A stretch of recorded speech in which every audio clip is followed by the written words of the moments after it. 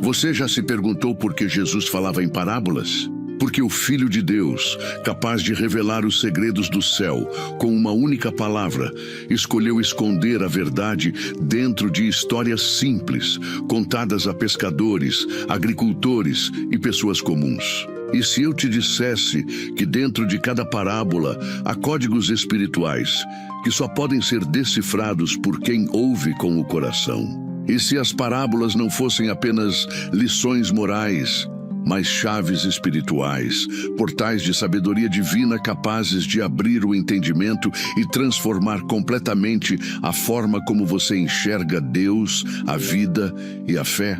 E se você descobrisse que existem 3 chaves escondidas nas parábolas de Jesus, e que cada uma delas foi colocada ali pelo próprio Cristo para conduzir seus seguidores a um nível mais profundo de comunhão com o reino? 3 segredos espirituais que muitos leem, mas poucos compreendem, e que, quando revelados, têm o poder de abrir portas fechadas há anos, portas de entendimento, de cura e de libertação. Há um mistério aqui. O mestre falava em parábolas não para esconder, mas para revelar apenas aos que têm olhos para ver e ouvidos para ouvir. E se você está assistindo a este vídeo, talvez seja porque o Espírito Santo decidiu abrir o seu entendimento hoje. Jesus dizia em Mateus, capítulo 13, versículo 11, porque a vós é dado conhecer os mistérios do reino dos céus, mas a eles não lhes é dado. Percebe o que ele está dizendo? Nem todos entenderiam, nem todos veriam, nem todos estariam prontos. Mas aqueles que ouvem com o coração, esses receberiam revelações capazes de mudar a história da sua alma. Hoje, você será conduzido por uma jornada espiritual. Nos próximos minutos, você vai compreender o verdadeiro poder oculto nas parábolas de Jesus. Vai descobrir as 3 chaves espirituais que o próprio Cristo deixou para todo aquele que busca viver uma fé viva, profunda e transformadora. E mais do que isso, vai aprender como usar essas chaves para abrir portas que talvez tenham permanecido trancadas dentro de você. Portas de perdão, de sabedoria, de fé e de comunhão. Cada uma dessas chaves representa uma dimensão espiritual, e juntas elas revelam o mapa do coração de Deus. Mas atenção, o que você vai ouvir hoje não é um conteúdo comum, é uma revelação espiritual. E quem ouvir até o final poderá compreender o que o Espírito Santo está tentando dizer à sua alma. Porque há verdades que não se aprendem com os ouvidos, mas com o Espírito. Por isso, abra o coração. Prepare-se para ser tocado. Este vídeo pode ser a resposta para uma oração antiga, um sinal de Deus para você, exatamente neste momento da sua vida. Antes de começarmos o estudo, quero te pedir algo muito especial. Escreva agora nos comentários a frase "Paz em Cristo". Essa simples frase é mais do que um comentário. É um ato de fé. É o seu primeiro gesto espiritual nesta jornada, uma forma de declarar que você deseja compreender o que o Espírito quer revelar. Quando você escreve "Paz em Cristo", está dizendo: Senhor, eu quero ouvir com o coração. Abre os meus olhos para os teus mistérios. E se você acredita que esta mensagem pode tocar outras vidas, curta agora este vídeo. Quando você faz isso, você está ajudando o YouTube a espalhar a palavra de Deus para mais pessoas que precisam. Cada curtida é uma semente plantada no campo do reino. E se ainda não é inscrito, inscreva-se agora mesmo. Isso não é apenas um gesto digital, é uma decisão espiritual. Muitos usam este canal como alimento diário da alma. Quando você se inscreve, você se torna parte de uma missão divina: levar a palavra àqueles que buscam refúgio, consolo e direção.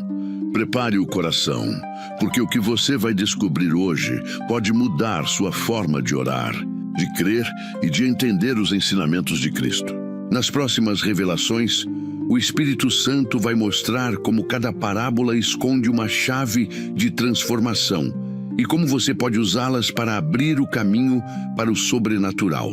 E lembre-se, o penúltimo ensinamento deste vídeo pode ser a chave que desbloqueará uma bênção que você busca há anos.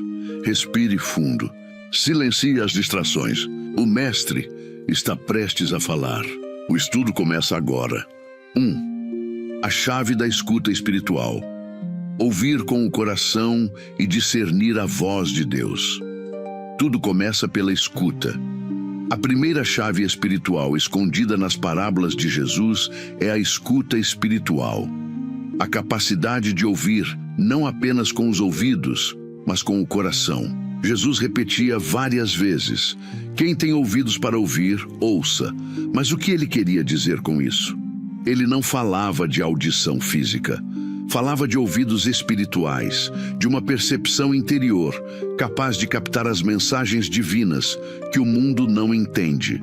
Muitos ouviram as parábolas, mas poucos compreenderam o que estava sendo dito, porque o segredo não estava nas palavras, e sim no espírito com que elas eram recebidas. Em Mateus, capítulo 13, versículo 3, Jesus conta a parábola do semeador.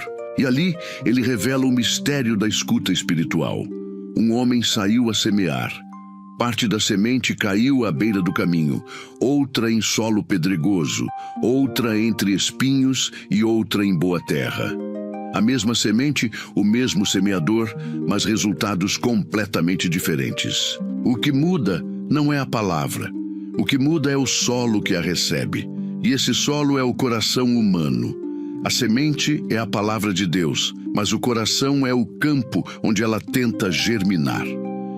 Quando o coração está endurecido, como a terra pisada à beira do caminho, a semente não entra. O inimigo vem e a rouba.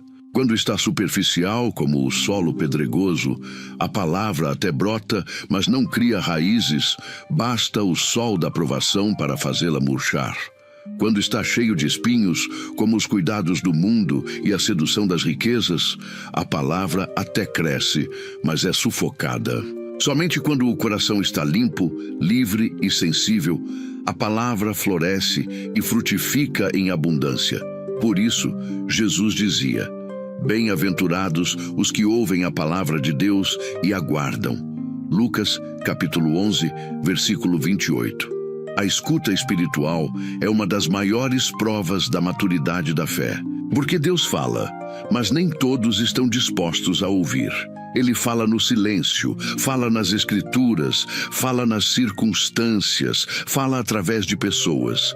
Mas o mundo aprendeu a fazer tanto barulho que a maioria já não distingue a voz do Criador entre as vozes da ansiedade, da dúvida e do medo.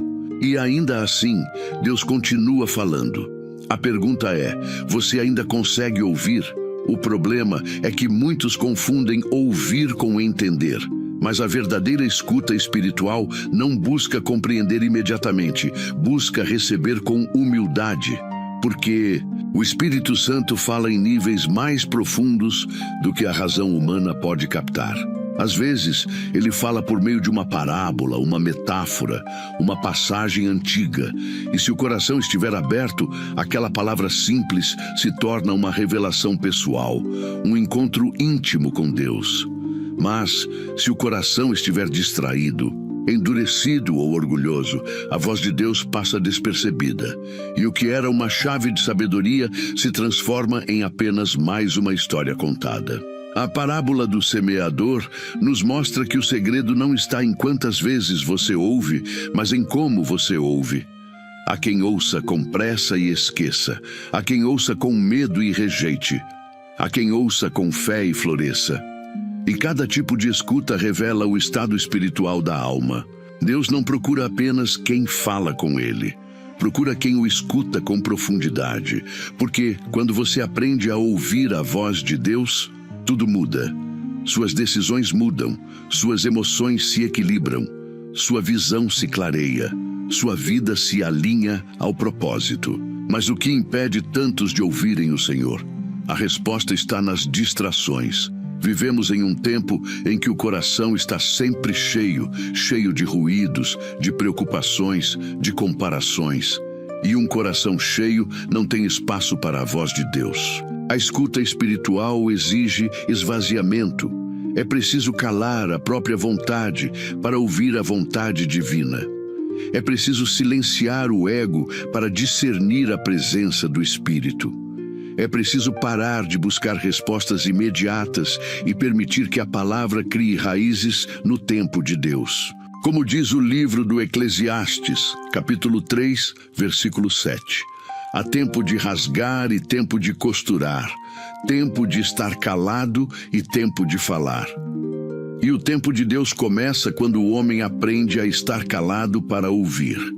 A escuta espiritual também é um ato de fé, porque muitas vezes Deus fala sem explicar. Ele planta uma semente em forma de palavra e espera que você confie no processo. Ele não revela tudo de uma vez. Ele quer ver se você é capaz de guardar a semente até que ela floresça. Muitos perdem a bênção porque desistem antes do tempo, porque não conseguem esperar o crescimento daquilo que Deus semeou no coração. Mas os que perseveram em ouvir e confiar, esses experimentam o poder da revelação. Porque a palavra, quando frutifica, gera discernimento, sabedoria e paz. E é aqui que a primeira chave espiritual se manifesta. Quando você aprende a ouvir, com o coração, a palavra deixa de ser um texto e se torna uma experiência. Ela começa a te transformar de dentro para fora. Você passa a enxergar o mundo com outros olhos. O Espírito Santo passa a te ensinar nas pequenas coisas, em gestos, em silêncios, em sinais que antes passavam despercebidos. E o que antes era apenas fé, agora se torna comunhão. O ouvir se transforma em entender, e o entender em obedecer, porque ouvir sem obedecer é como semear e não regar. Mas ouvir e agir é o que abre as portas do reino. Deus está chamando uma geração que sabe escutar. Não apenas ouvir sermões, mas discernir o que o Espírito está dizendo à igreja. O mundo corre, mas o Espírito convida à pausa. O mundo grita, mas o Espírito fala em sussurros. Quem tem ouvidos espirituais percebe que as parábolas de Jesus continuam vivas, ecoando nos corações dispostos a compreender os segredos do reino. E se você chegou até aqui, é porque Deus está despertando essa sensibilidade em você. Feche os olhos por um instante e peça: Senhor, ensina-me a ouvir a Tua voz. Faz do meu coração um solo fértil para a Tua palavra. Porque o segredo das parábolas é esse. Elas não são contos, são códigos espirituais. E o primeiro código que precisa ser decifrado é a escuta. A escuta abre o coração e o coração preparado é o campo onde as próximas chaves espirituais serão reveladas. Se esta mensagem está falando com você, declare nos comentários: Senhor, quero ouvir Tua voz e guardar Tua palavra. E se será o seu segundo passo nesta jornada, o passo que abre o coração para o que vem a seguir. 2. A parábola da luz sob o alqueire e a voz que ilumina a alma. Depois que o Espírito Santo ensina o coração a ouvir, ele conduz à segunda etapa da escuta espiritual, aprender a reconhecer a luz que fala. Porque Deus não fala apenas por palavras, Ele fala por meio da luz. E essa luz, quando penetra o coração, revela tudo o que estava escondido. Jesus, em Marcos, capítulo 4, versículo 21, perguntou: Porventura vem a candeia para ser posta debaixo do alqueire ou debaixo da cama? Não vem antes para ser posta no velador? E logo depois, ele acrescenta: Nada há oculto que não haja de manifestar-se. E nada se faz para ficar escondido, mas para ser descoberto. Essas palavras são um convite ao discernimento, uma revelação sobre o que acontece quando o Espírito ilumina a alma. A parábola da luz sob o alqueire é mais do que uma metáfora sobre fé. É uma revelação sobre o poder da palavra revelada. Quando o homem ouve com o coração, a luz divina começa a brilhar dentro dele. Mas muitas vezes essa luz é sufocada, coberta, escondida debaixo de um alqueire, símbolo das preocupações, das opiniões humanas, dos medos e das aparências que tentam abafar o que Deus acendeu. A luz é o conhecimento espiritual. O alqueire é o peso do mundo. E o conflito entre ambos acontece dentro da mente. Quando Jesus disse que a luz não deve ser colocada debaixo do alqueire, ele estava dizendo: não esconda o que Deus revelou. Muitos recebem palavras de sabedoria, conselhos divinos, discernimentos profundos, mas logo se calam. Se retraem, duvidam de si mesmos. O inimigo sussurra: você não tem autoridade, ninguém vai te ouvir, isso é apenas imaginação. E assim o fogo que Deus acendeu vai sendo abafado, até restar apenas brasa. Mas a escuta espiritual não é completa enquanto a luz não é colocada para brilhar. Ouvir é receber, iluminar é revelar.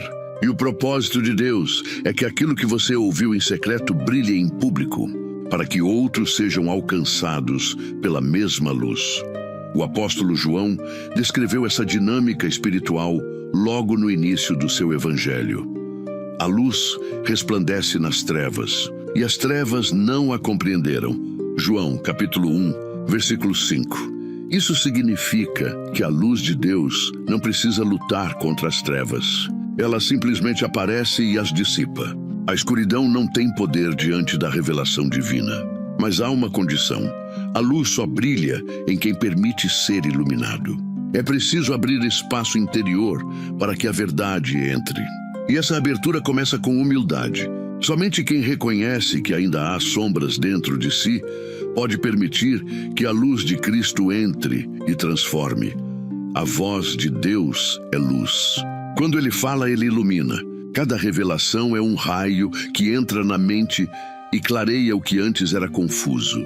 É por isso que a escuta espiritual não é apenas ouvir sons, é ver o invisível, é enxergar o que a palavra quer mostrar.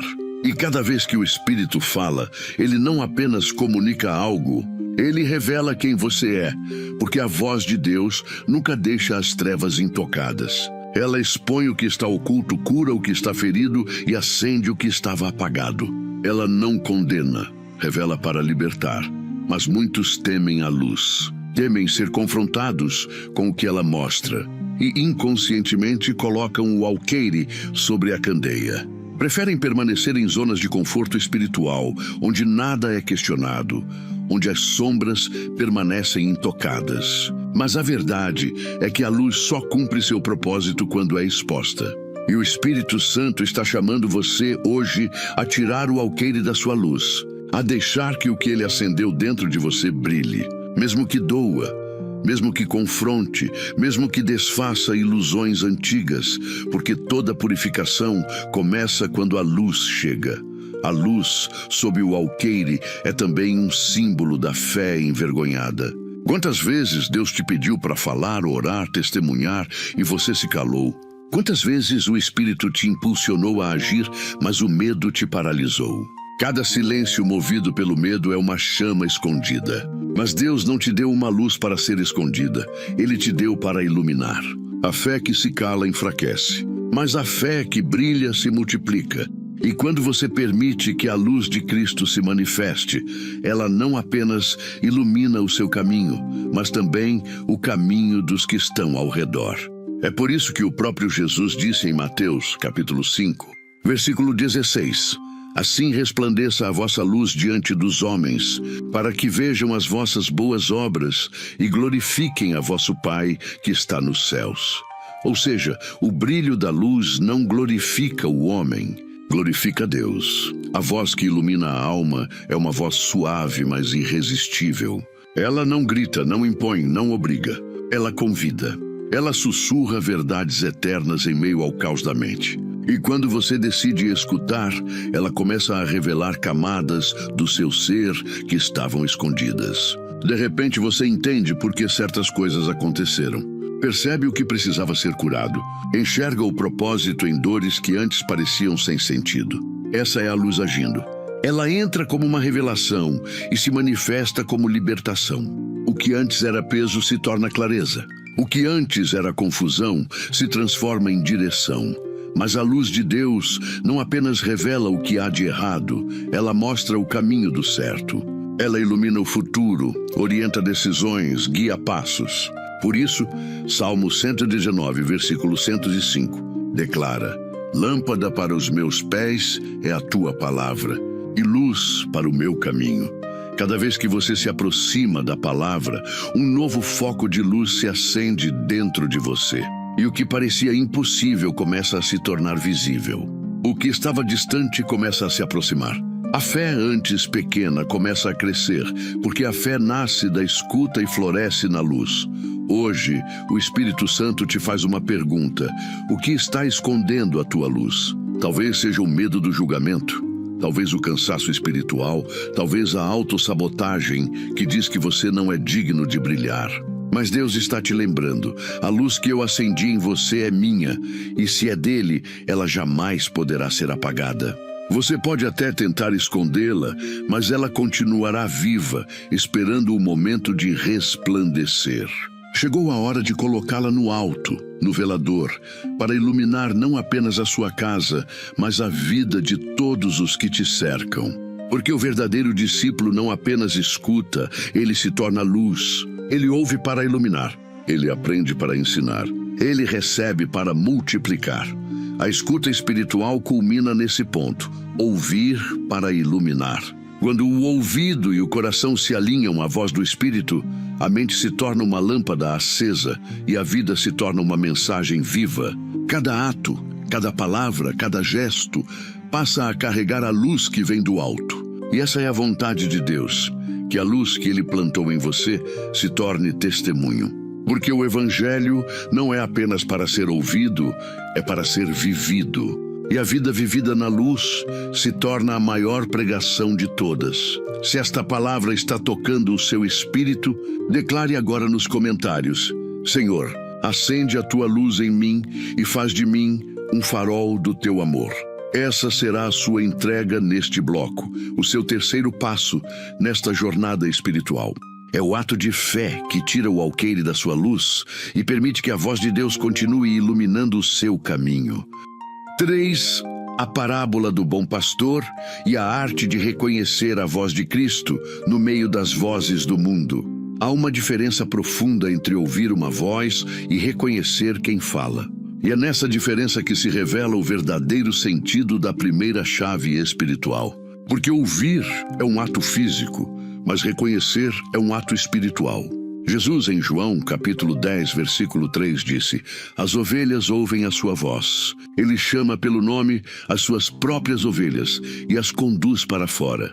E no versículo 4, completa: as ovelhas o seguem, porque conhecem a sua voz. Essa parábola tão conhecida não é apenas uma lição sobre cuidado divino, é uma revelação sobre discernimento espiritual. O Senhor está dizendo que há muitas vozes no mundo, mas apenas uma conduz à vida. E que o segredo da fé verdadeira está em reconhecer a voz certa, mesmo em meio à confusão de tantas outras que tentam nos chamar. Vivemos em uma geração saturada de sons, opiniões e influências. O homem moderno está constantemente exposto a uma multidão de vozes. A voz do medo, a voz da dúvida, a voz da comparação, a voz da autopiedade, a voz do desespero. E no meio desse ruído ensurdecedor, a voz de Cristo continua sendo a mais suave, mas também a mais firme. Ela não compete, não se impõe, não força a escuta. Ela espera ser reconhecida. E é isso que torna a escuta espiritual um exercício de intimidade. Não se trata de apenas identificar o som, mas de saber de onde ele vem e, principalmente, de quem ele vem. A voz de Cristo tem uma marca única. Ela traz paz. Mesmo quando confronta, a voz dele não destrói, cura. Mesmo quando corrige, não condena, liberta. E quem aprende a reconhecê-la nunca mais se deixa enganar. Jesus usou a figura do pastor e das ovelhas porque, na cultura judaica, as ovelhas eram animais sensíveis, que dependiam totalmente da voz do pastor para sobreviver. À noite, os rebanhos de diferentes pastores se misturavam nos mesmos currais, e pela manhã, bastava o pastor chamar as suas ovelhas pelo nome para que elas se separassem naturalmente e o seguissem. As ovelhas que pertenciam a ele reconheciam o som de sua voz e respondiam imediatamente, enquanto as outras permaneciam onde estavam. Assim é com Deus. As vozes do mundo podem chamar, mas somente a voz de Cristo gera movimento interior. Ela desperta o espírito, toca o coração e traz de volta a alma dispersa. E quando a alma aprende a discernir essa voz, nenhum engano a seduz, nenhuma mentira a convence, nenhum ruído a desvia. Mas o grande problema é que muitos cristãos ouvem sem discernir. Confundem a voz de Deus com a própria vontade. Confundem a voz do Espírito com as emoções momentâneas. Deus fala, mas o coração interpretado por carências, feridas e desejos pessoais distorce o som da verdade. É por isso que tantos caminham cansados, indo e voltando, sem direção. O coração, sem discernimento, se torna presa fácil para o engano espiritual. O inimigo, sabendo disso, também fala. Ele imita o timbre do divino, usa a aparência da razão, cita até as Escrituras, mas suas palavras não produzem paz, produzem inquietação, orgulho e medo. Por isso, Jesus advertiu, o estrangeiro não seguirão, antes fugirão dele, porque não conhecem a voz dos estranhos. João, capítulo 10, versículo 5. É preciso conhecer profundamente a voz de Cristo para não ser enganado pelas imitações. E como se reconhece essa voz? Não é pela emoção do momento, mas pela coerência com a verdade da palavra. A voz de Cristo nunca contradiz as Escrituras, nunca incentiva a desobediência, nunca alimenta o ego. Ela é suave, mas firme, amorosa, mas exigente, reconfortante, mas transformadora. Quando Deus fala, Ele não apenas informa, Ele forma. Cada palavra vinda dele molda o caráter, alinha o coração, renova a mente. É por isso que o verdadeiro discípulo não se guia por sensações, mas por revelações. Ele aprendeu a reconhecer o tom da voz que o chama e não se deixa mais confundir pelos ecos do mundo. O segredo da escuta espiritual está em permanecer próximo do pastor. Quanto mais perto se está, mais fácil é distinguir a sua voz entre as outras. Há algo poderoso em perceber que Jesus chama cada ovelha pelo nome. Ele não fala em massa, fala de forma pessoal, íntima, direta. Ele conhece o tom da sua dor, o som das suas orações, o ritmo do seu coração.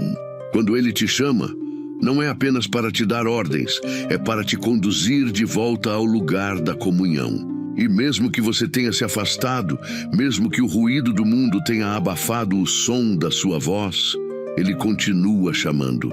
Ele não se cansa de repetir o seu nome até que você ouça de novo. O verdadeiro amor de Deus é insistente, não no sentido de invadir, mas no de perseverar. E quem já ouviu o chamado do bom pastor uma vez, reconhece esse som em qualquer lugar, porque ele desperta memórias espirituais profundas, memórias de pertencimento e paz. Essa parábola também revela uma verdade desconfortável. Há muitas vozes religiosas, mas nem todas são do pastor. Há quem use o nome de Deus para manipular, para dominar, para conduzir as pessoas a interesses humanos e não ao reino.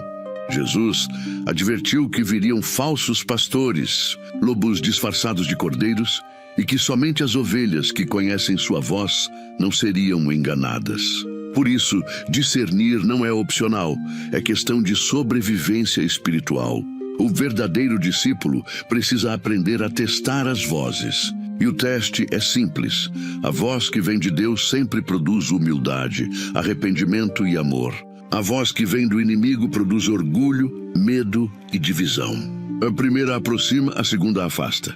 A primeira cura, a segunda fere. A primeira guia, a segunda confunde. Mas para reconhecer a voz certa, é preciso aprender a silenciar as outras. A alma barulhenta é território fértil para o engano. É no silêncio da oração que o discernimento floresce. Quando você para, ouve e se entrega, o Espírito começa a separar dentro de você o que é dele e o que não é. Ele revela as intenções escondidas, as vozes internas que não vêm do céu, e ensina o coração a obedecer com mansidão. É nesse processo que o crente deixa de ser apenas ouvinte e se torna discípulo, porque o verdadeiro discípulo não segue por costume, segue por convicção. Ele não precisa ser convencido a obedecer. Ele obedece porque reconhece quem está falando. Ele sabe que por trás da voz que o chama há amor, propósito e salvação. Quando o bom pastor fala, as trevas se calam. As dúvidas perdem força. As tempestades internas se aquietam. Porque a voz de Cristo é o centro do universo espiritual. Tudo se organiza ao redor dela. E quando essa voz ecoa dentro da alma, ela não apenas guia, ela cura. Cura memórias, cura sentimentos, cura a visão da vida. Ela revela que o caminho do reino não é guiado pela pressa, mas pela confiança. Por isso Jesus dizia: as minhas ovelhas ouvem a minha voz, e eu as conheço, e elas me seguem. João capítulo 10, versículo 27. O verbo conhecer aqui não é intelectual, é relacional. É o conhecer do amor, da comunhão, da convivência. E quem se deixa conhecer por Cristo, aprende a conhecê-lo de volta. E esse é o maior milagre da fé, a reciprocidade entre o Criador e a criatura. Se você deseja reconhecer a voz de Deus em meio às vozes do mundo, peça a Ele discernimento. Ore com sinceridade. Senhor, ensina-me a distinguir tua voz no meio do barulho. Cala as vozes que me confundem e fortalece em mim o som da tua presença. Essa oração, feita em verdade, muda a direção da alma. Porque Deus não se cala diante de quem o busca de coração sincero. Ele responde, e quando responde, não resta dúvida. Sua voz tem o poder de colocar ordem no caos, de reacender a fé e de restaurar a sensibilidade espiritual. E quando essa sensibilidade é restaurada, o discípulo já não precisa ver para crer. Ele apenas ouve e segue. A primeira chave espiritual se encerra aqui. A escuta que se transforma em reconhecimento. Porque o propósito de Deus não é apenas que você ouça a sua voz, mas que aprenda a reconhecê-la entre todas as outras. Quando isso acontece, o medo perde domínio, a confusão se desfaz e a alma encontra descanso. O verdadeiro poder espiritual nasce quando você deixa de buscar sinais externos e começa a seguir a voz interna do Espírito. É essa voz que te chama todos os dias, e é essa voz que, se você ouvir e seguir, te conduzirá a pastos verdejantes e águas tranquilas, onde a alma se renova e o coração volta a respirar em paz. Se esta palavra falou ao seu coração, declare nos comentários: Senhor, reconheço tua voz e te seguirei. Onde quer que me guies, essa será a sua declaração de fé neste bloco, o passo final da primeira chave espiritual. Porque toda escuta verdadeira culmina em obediência, e toda obediência conduz à luz. E a luz, quando permanece acesa, se torna farol para os outros. 4. A chave da humildade e da entrega. O poder espiritual de se esvaziar diante de Deus. Há um segredo no reino de Deus que desafia toda a lógica humana. Quanto mais você se esvazia, mais Deus o preenche. E é esse mistério que Jesus revela quando nos ensina a segunda chave espiritual, a chave da humildade e da entrega. Porque o homem moderno busca controle, poder e reconhecimento, mas o reino só se abre aos que aprendem a se ajoelhar. Jesus, em todas as suas parábolas, nunca exaltou os fortes, mas os mansos. Nunca glorificou os orgulhosos, mas os que sabiam se curvar diante da vontade do Pai. E é por isso que ele disse: bem-aventurados os humildes de espírito, porque deles é o reino dos céus. Mateus, capítulo 5, versículo 3. A humildade, aos olhos do mundo, pode parecer fraqueza, mas aos olhos de Deus é a mais alta expressão de sabedoria espiritual. A segunda chave começa a se manifestar quando o coração aprende a dizer: Senhor, eu não sei, porque é nesse instante que o Espírito Santo encontra espaço para agir. Deus não habita em corações cheios de si mesmos. Ele procura vazios. Procura espaços onde sua presença possa repousar sem resistência. Enquanto o homem tenta provar que é capaz, Deus apenas espera o momento em que ele admitirá que não é. E é nesse momento que o milagre começa. Jesus contou a parábola do fariseu e do publicano, Lucas, capítulo 18, versículos 9 a 14, exatamente para mostrar o contraste entre o orgulho religioso e a humildade sincera. O fariseu orava de pé, exibindo suas virtudes diante de Deus, dizendo: graças te dou porque não sou como os outros homens. Já o publicano, considerado pecador, permanecia de cabeça baixa, batendo no peito e dizendo: ó Deus, tem misericórdia de mim, pecador. E Jesus conclui: digo-vos que este desceu justificado para a sua casa, e não aquele. Porque todo o que se exalta será humilhado, e o que se humilha será exaltado. Essa parábola revela o coração do Evangelho. Deus não mede palavras, mede intenções. Ele não busca discursos perfeitos, mas corações quebrantados. O fariseu falava sobre Deus, mas o publicano falava com Deus. O primeiro se colocava acima dos outros. O segundo se colocava aos pés da cruz. E é nesse gesto, o de se curvar diante do Altíssimo, que nasce o verdadeiro poder espiritual. Porque diante de Deus o orgulho não se sustenta. A presença dele desarma toda a vaidade e coloca o homem em seu devido lugar, o lugar da dependência. O orgulhoso busca controlar, o de humilde se deixa guiar. O orgulhoso quer entender, o humilde apenas confia. E é nesse confiar que mora o segredo da entrega. A entrega espiritual não é desistência, é confiança absoluta. É olhar para o invisível e ainda assim seguir em frente. É abrir mão da necessidade de ter razão e se permitir ser conduzido. Quando Jesus diz: aprendei de mim, porque sou manso e humilde de coração. Mateus, capítulo 11, versículo 29. Ele está revelando um princípio que transcende toda a teologia. A humildade é a ponte entre o homem e o milagre.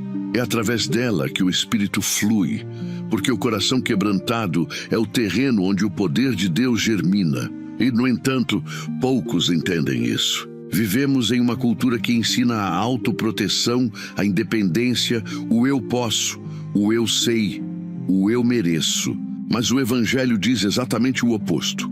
Negue-se a si mesmo, tome a sua cruz e siga-me. Marcos capítulo 8, versículo 34. Essa é a linguagem do reino, uma linguagem que só o humilde entende. O ato de se entregar é o ato de abrir mão do controle e dizer: Senhor, faça a tua vontade, mesmo quando eu não compreenda.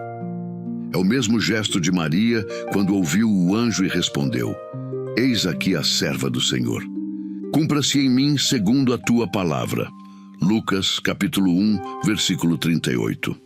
Maria é o exemplo perfeito da humildade que gera milagres. Porque quando o ser humano se rende, o céu se move. Deus não força portas, ele entra onde é convidado. E a humildade é a chave que abre essa porta. Por isso, os orgulhosos oram e não ouvem, clamam e não percebem, pedem e não recebem. Não porque Deus não queira agir, mas porque o coração está ocupado demais com a própria vontade.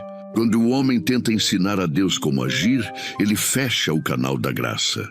Mas quando ele apenas se ajoelha e diz: seja feita a tua vontade, o impossível começa a acontecer. A entrega é o caminho da liberdade espiritual. O que controla está preso ao que controla. O que se entrega é livre, e a verdadeira paz só nasce quando o controle muda de mãos. O homem que se entrega a Deus descansa, porque sabe que há um propósito mesmo nas dores. Ele entende que o tempo da espera também é tempo de formação, e que às vezes o silêncio de Deus é apenas o modo como ele prepara o milagre. O humilde aprende a aceitar que nem toda oração será respondida da forma esperada, mas que toda oração é ouvida. E essa certeza é suficiente para sustentá-lo. A alma que se entrega já não exige, confia, já não discute, adora, já não corre, caminha no ritmo da fé, porque aprendeu que o maior poder não está em controlar o vento, mas em manter o coração firme enquanto ele sopra. É impossível compreender as parábolas de Jesus sem humildade. Cada uma delas é uma lente espiritual que só se ajusta quando o orgulho é quebrado. O homem orgulhoso lê parábolas e vê moralidade. O humilde lê e vê revelação. Porque o humilde não busca apenas informação, ele busca transformação. Ele entende que a palavra é uma espada de dois gumes. Corta o inimigo, mas também corta o ego. E é nesse corte que a alma é lapidada. O orgulho resiste ao toque de Deus, mas a humildade se deixa moldar. Por isso, quanto mais o Espírito Santo trabalha em um coração, mais esse coração se torna manso. E quanto mais manso ele se torna, mais autoridade espiritual ele recebe. Porque a autoridade verdadeira não vem da posição, vem da rendição. Há um momento em que a humildade se transforma em poder, quando o homem entende que já não precisa provar nada a ninguém. Quando ele percebe que não é o centro da história, mas parte do plano divino. É nesse instante que a entrega se completa. O coração humilde se torna leve, porque já não carrega o peso de ter que controlar o destino. Ele simplesmente confia que Deus sabe o que está fazendo. E essa confiança gera descanso. E o descanso atrai a presença, porque Deus habita em corações tranquilos. A presença dele não se manifesta no ruído da vaidade, mas no silêncio da rendição. Se você sente que tem lutado contra o controle, contra a ansiedade, contra a necessidade de entender tudo, talvez o Espírito Santo esteja te chamando para o lugar da entrega. A voz de Cristo está dizendo, deixa-me conduzir, e esse é o convite que muda tudo. Quando você entrega o volante a Deus, o caminho pode parecer incerto, mas o destino é garantido, porque o Senhor nunca se perde. O que se perde é quem tenta andar à frente dele, e quando o homem aprende a andar ao lado, em submissão, tudo se realinha. O caos interior se organiza, o medo cede espaço à confiança, e a alma descansa em paz. A segunda chave espiritual se manifesta nesse exato momento em que você diz de coração sincero, Senhor, eu me rendo, porque essa frase tem um poder que o mundo desconhece. É nela que se desfazem as amarras da vaidade, os laços da autossuficiência, as correntes da culpa. Quando o coração se ajoelha, o céu se levanta. E onde há rendição, há renascimento. Por isso, hoje, se esta palavra está tocando você, escreva nos comentários. Senhor, ensina-me a me entregar completamente à tua vontade. Essa será a sua declaração de fé neste bloco, um selo espiritual que abre o caminho para as próximas revelações, onde o Espírito vai te ensinar o poder transformador da humildade na vida dos que confiam plenamente em Deus. 5. A parábola do filho pródigo, o retorno do coração arrependido e o abraço da misericórdia. Nenhuma parábola revela tão profundamente o coração de Deus quanto a do filho pródigo. É uma história sobre afastamento, arrependimento e reencontro, mas acima de tudo é uma parábola sobre humildade e entrega. Jesus, em Lucas capítulo 15, narra que um homem tinha 2 filhos e o mais novo, movido por um desejo de independência, pediu ao pai sua parte na herança e partiu para uma terra distante. Ali, desperdiçou tudo o que tinha, vivendo de forma desregrada, até que a fome o alcançou. Desprezado, sem recursos e sem dignidade, ele foi trabalhar alimentando porcos, um ofício impuro e vergonhoso para um judeu. Foi nesse ponto de completa miséria que algo começou a mudar dentro dele. O texto diz que, caindo em si, disse, quantos empregados de meu pai têm abundância de pão e eu aqui pereço de fome? Levantar-me-ei e irei ter com meu pai. Nesse instante que a segunda chave espiritual começa a girar, o momento em que a humildade abre a porta do arrependimento. O arrependimento verdadeiro não é apenas reconhecer o erro, é reconhecer quem Deus é. O filho pródigo não voltou porque tinha medo do castigo, mas porque lembrou do amor do pai. Ele entendeu que sua queda não o havia tornado indigno de existir. Apenas havia revelado o quanto ele estava distante do coração de quem o amava. O arrependimento é isso, o despertar da consciência de que o amor do Pai é maior que qualquer culpa. É o instante em que o orgulho cai e a alma volta a respirar graça. Quando Jesus contou essa parábola, ele estava revelando a natureza do reino. Um reino que se alegra não quando o homem nunca cai, mas quando ele tem coragem de voltar. Porque a humildade não é nunca ter errado, é saber voltar arrependido, com o coração disposto a ser curado. A decisão do filho pródigo de retornar não foi apenas um ato moral, mas um movimento espiritual. Ele caiu em si, ou seja, algo dentro dele despertou. O Espírito Santo sempre conduz o pecador ao arrependimento pela via da lembrança. Lembrança do amor, da dignidade, do propósito. O Espírito não acusa, ele recorda. Ele traz à memória quem você é em Deus. E quando essa lembrança ressurge, ela gera arrependimento, não por medo, mas por saudade. Saudade do lar espiritual, da comunhão perdida, da paz que só existe nos braços do Pai. O arrependimento verdadeiro nasce dessa saudade divina, da dor de estar longe de quem mais te ama.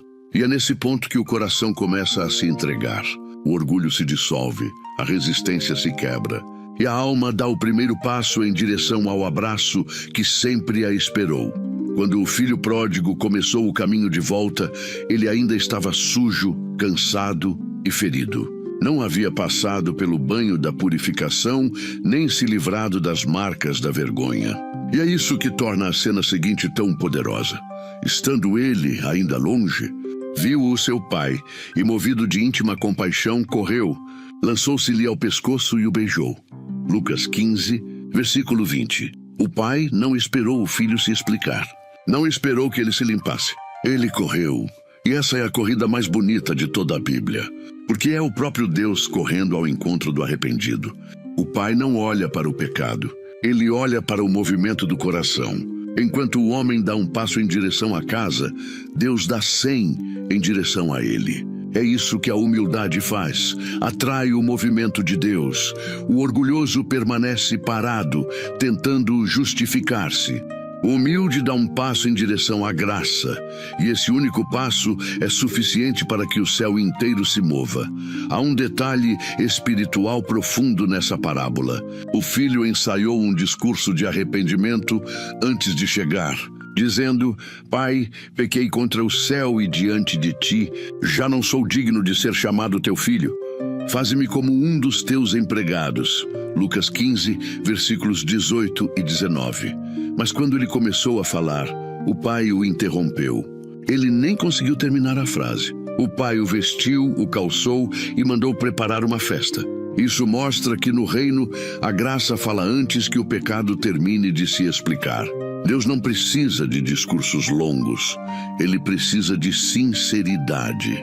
O arrependimento verdadeiro é silencioso, porque o amor do Pai já entendeu tudo antes mesmo de você dizer. A humildade é isso, reconhecer que não é a eloquência que salva, mas o coração quebrantado que confessa com verdade. E o Pai responde não com repreensão, mas com restauração. Mas há um segundo personagem que completa a revelação dessa parábola: o irmão mais velho. Ele representa o orgulho religioso, a justiça própria, o espírito que se sente merecedor. Quando viu o pai recebendo o pródigo com festa, ele se irritou. Em vez de se alegrar, se fechou. Disse: Eu te sirvo há tantos anos, nunca transgredi os teus mandamentos, e nunca me deste um cabrito para alegrar-me com meus amigos. Lucas 15, versículo 29.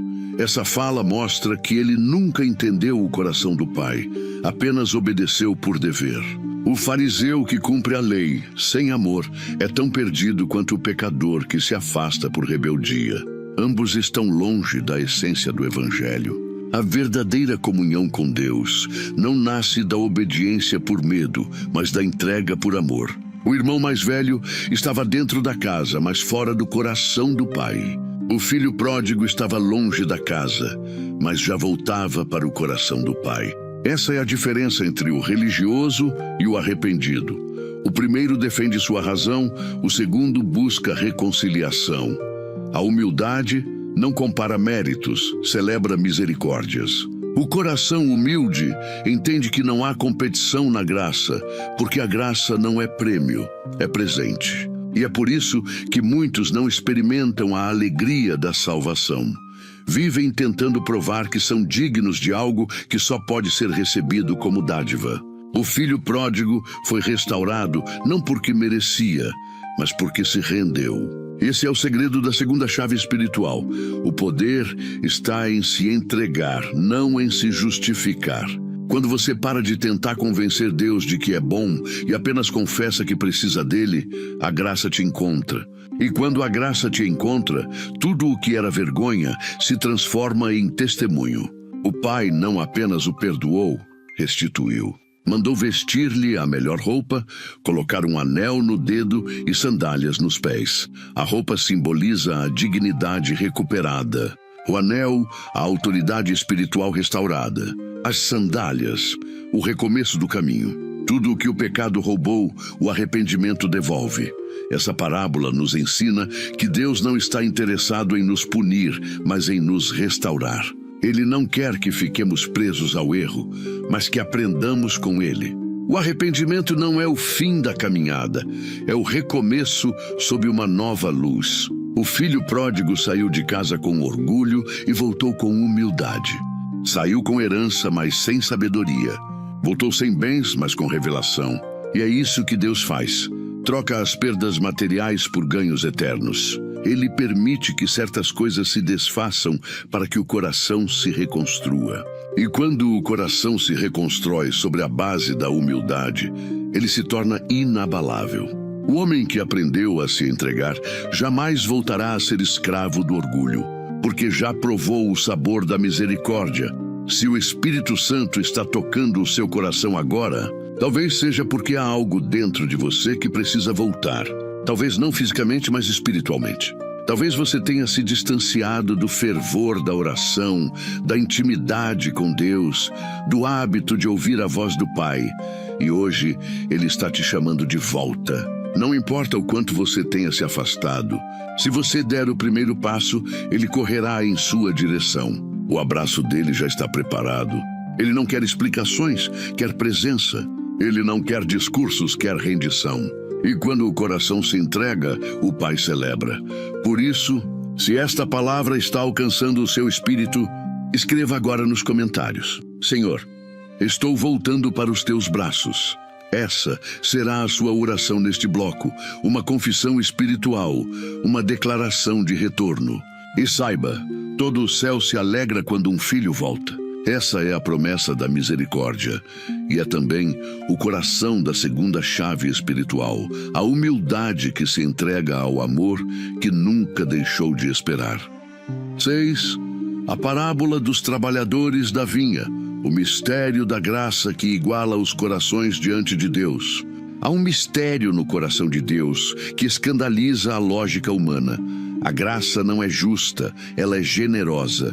E essa generosidade divina é o que Jesus revela na parábola dos trabalhadores da vinha, contada em Mateus capítulo 20. Um pai de família sai ao amanhecer para contratar homens para trabalhar em sua vinha. Com os primeiros, combina um denário por dia. Depois, volta às 9 ao meio-dia e às 3 da tarde, e faz o mesmo com outros trabalhadores.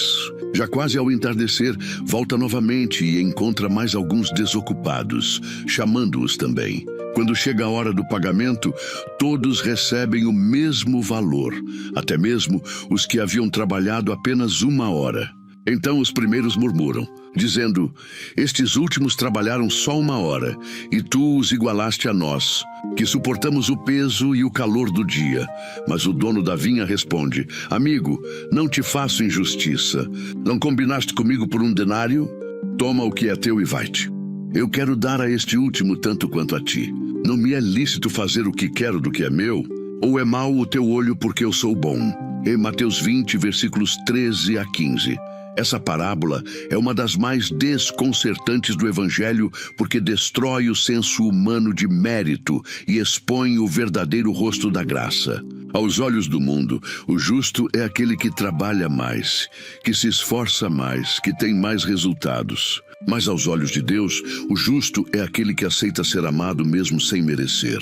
O reino de Deus não é regido pela contabilidade da performance, mas pela abundância do amor. O dono da vinha não paga por produtividade, paga por presença. Ele recompensa não o tempo de serviço, mas a disposição do coração que respondeu ao chamado, seja no amanhecer da fé ou no entardecer da vida. E é isso que ofende o orgulho humano, porque o orgulho sempre compara, mas a graça sempre iguala. A reação dos primeiros trabalhadores representa a alma que serve com o espírito do mérito. Eles estavam na vinha, mas não no coração do dono. Trabalhavam, mas sem amor. Serviam, mas com expectativa de recompensa. E é exatamente esse tipo de religiosidade que Jesus confronta. Deus não quer servos que trabalham para provar algo. Ele quer filhos que servem por amor. O mérito humano tenta comprar o favor divino, mas a graça é inegociável. É dom, é dádiva, é presente. E só o humilde a reconhece, porque o humilde entende que tudo o que possui veio do alto. O orgulhoso reclama quando vê outro ser abençoado. O humilde se alegra, porque sabe que o amor do Pai é inesgotável. A graça não se divide, ela se multiplica. O centro dessa parábola é uma inversão espiritual que o mundo não compreende. Em Deus, o último pode ser o primeiro, e o primeiro pode se tornar o último. Essa não é uma ameaça, é uma revelação. O reino não opera com hierarquias humanas, mas com corações dispostos. O que chegou por último e aceitou o convite com gratidão, muitas vezes tem mais comunhão do que aquele que chegou cedo e serviu com ressentimento. A graça nivela o campo espiritual. Ela destrói o orgulho de quem se acha dono da verdade e dá esperança a quem achava que não teria mais chance. O Pai é livre para derramar o mesmo amor sobre todos. E isso é o que o torna Deus. Ele não recompensa o merecimento. Ele recompensa o arrependimento. Quando o homem entende essa lógica, o coração se liberta de uma prisão invisível, a da comparação. É essa comparação que gera inveja, amargura e frustração espiritual. Ela que faz alguém olhar para a bênção do outro e sentir que foi esquecido. Mas a graça ensina que Deus não esquece ninguém. Ele apenas opera no tempo certo de cada alma. O trabalhador da última hora não foi escolhido porque era especial, mas porque estava disponível. E essa é a diferença que muda tudo. Deus não procura os mais capacitados. Ele capacita os que dizem sim. Por isso, o chamado do reino nunca é uma competição, é um convite. A vinha é grande, o dono é bom e o salário é o mesmo, a presença dele. O que muda é a disposição em responder. Essa parábola também revela que a graça não é uma recompensa pelo esforço humano, mas uma expressão da bondade divina. O pai da vinha saiu repetidas vezes ao longo do dia, e essa repetição simboliza o amor insistente de Deus, que continua chamando até o último instante. Mesmo quando o dia está quase terminando, ele ainda procura. Isso mostra que nunca é tarde demais para começar, nunca é tarde demais para voltar, nunca é tarde demais para ser tocado pela misericórdia. Deus está sempre à procura dos que ainda estão na praça, parados, perdidos, sem propósito. Ele não chama apenas os santos, chama também os cansados, os quebrados, os esquecidos. Porque o valor do chamado não está em quem o recebe, mas em quem o faz. E quem chama é o dono da vinha, aquele cuja bondade não se mede pelo tempo, mas pela eternidade. A graça escandaliza porque desarma o orgulho. Ela impede que alguém se glorie diante de Deus. Paulo escreveu em Efésios, capítulo 2, versículos 8 e 9. Porque pela graça sois salvos por meio da fé, e isto não vem de vós, é dom de Deus. Não vem das obras, para que ninguém se glorie. Isso significa que diante da cruz, todos estamos no mesmo nível, o santo e o pecador, o convertido recente e o ancião de fé, o que chegou cedo e o que chegou tarde. Todos são alcançados pelo mesmo amor. E isso não diminui o esforço de ninguém, apenas mostra que o esforço por si só nunca seria suficiente. O que nos salva não é o quanto fizemos, mas o quanto deixamos Deus fazer em nós.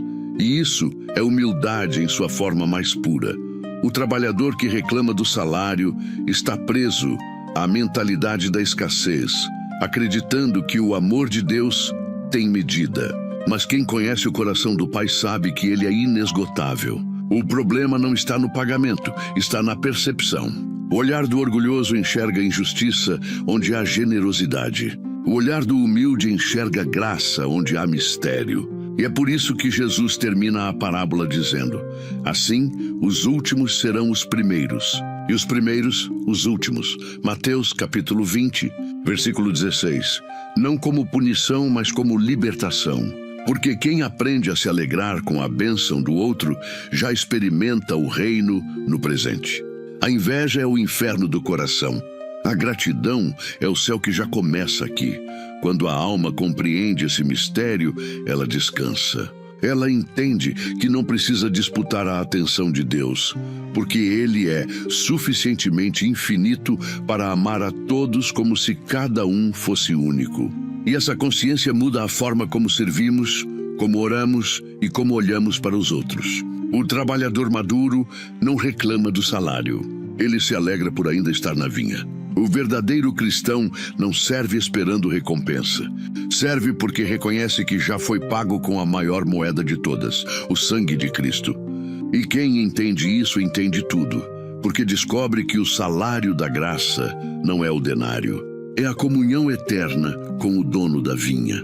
Se esta palavra falou com o seu coração, escreva nos comentários: Senhor, ensina-me a me alegrar com a tua graça, mesmo quando ela parece injusta aos meus olhos.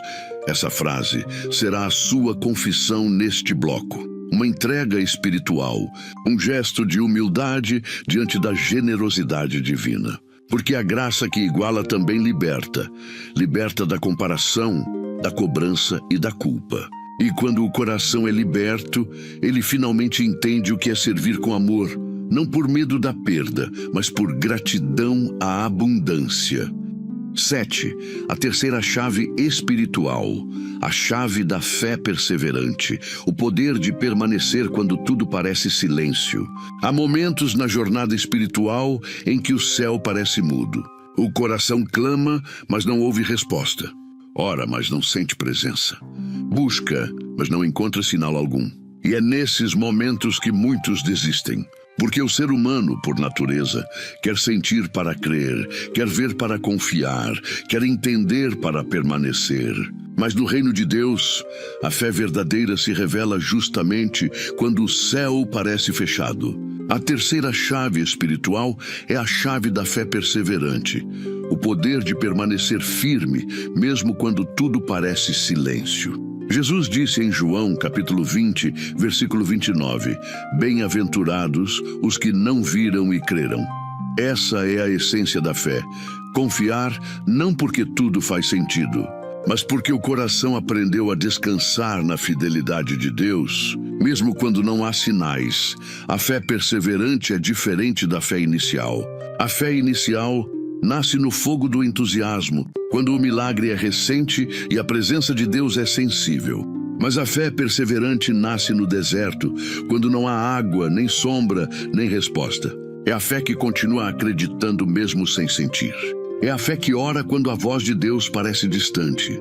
É a fé que permanece ajoelhada, mesmo quando o chão está frio e o coração está cansado. É essa fé que transforma a alma em santuário. Porque só quem atravessa o silêncio descobre que o silêncio de Deus também fala. Ele não fala com palavras, mas com presença.